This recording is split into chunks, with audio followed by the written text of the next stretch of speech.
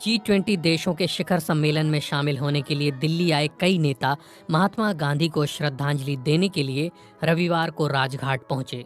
रविवार की सुबह रुक रुक कर बारिश हो रही थी। इसके बाद भी संयुक्त राष्ट्र के महासचिव एंटोनियो गुटेरेस, बांग्लादेश की प्रधानमंत्री शेख हसीना और कई अन्य नेता राजघाट पर नजर आए। इन नेताओं में अमेरिकी राष्ट्रपति जो बाइडन, ब्रितानी पीएम ऋषि सुनक और ऑस्ट्रेलिया के प्रधानमंत्री एंथनी अल्बनीज और तुर्की के राष्ट्रपति रेजेप तैयब एर्दोआन भी शामिल थे। इनके साथ साथ तमाम दूसरे देशों के नेता भी दिल्ली पहुंचे।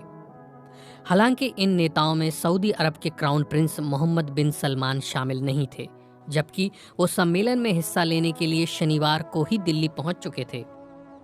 ऐसे में कई लोग ये जानना चाहते हैं कि सऊदी प्रिंस के राजघाट पर ना होने की क्या कोई खास वजह थी। जानकारों का कहना है कि राजघाट पर प्रिंस मोहम्मद के ना होने का कारण महात्मा गांधी के प्रति किसी भी तरह का अनादर नहीं, बल्कि उनकी सल्फी विचारधारा हो सकती है। जामिया मिलिया इस्लामिया के Zakir Hussain institute of Islamic studies के पूर्व निदेशक प्रोफेसर अख्तरुल वासे कहते हैं, सल्फी यानी जिन्हें अहले हदीस कहते हैं, वो किसी भी तरह की समाधि या मज़ार पर नहीं जाते हैं।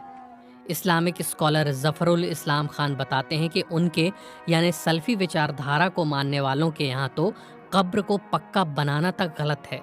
इस्लामी न्याय शास्त्र यानी फिक्ह यानी ज्यूरिश प्रूडेंस के 5 प्रमुख सिद्धांत हैं: हनफी, शफई, मालिकी, हम्बली और जाफरी।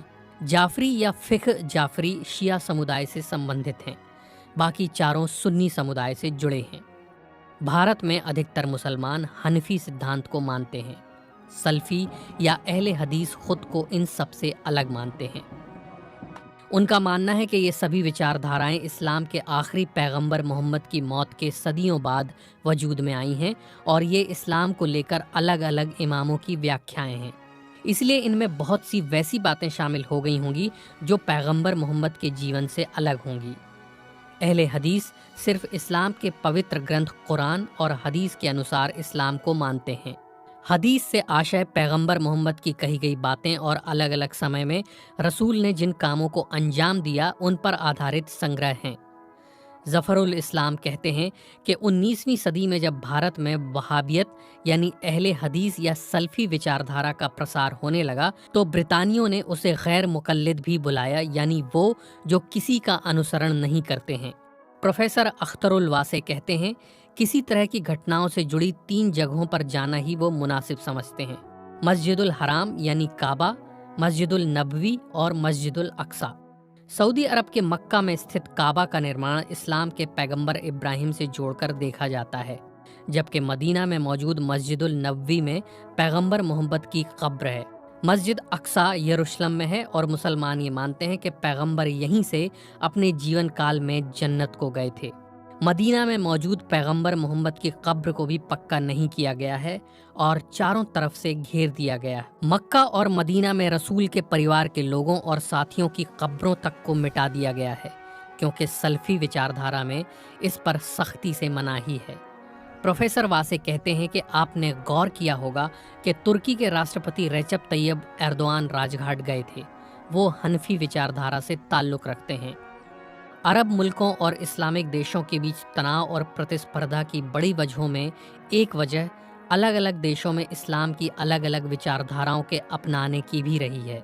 जैसे सऊदी अरब और ईरान के बीच दशकों तक चला तनाव जो अब जाकर कम हुआ है और दोनों के बीच फिर से राजनयिक संबंध स्थापित हुए हैं। इस्लामिक जानकारों का कहना है कि मुसलमान होने के लिए ज़रूरी है एकेश्वरवाद, रसूल के इस्लाम के आखिरी पैगंबर होने पर यकीन और मृत्यु के बाद जीवन।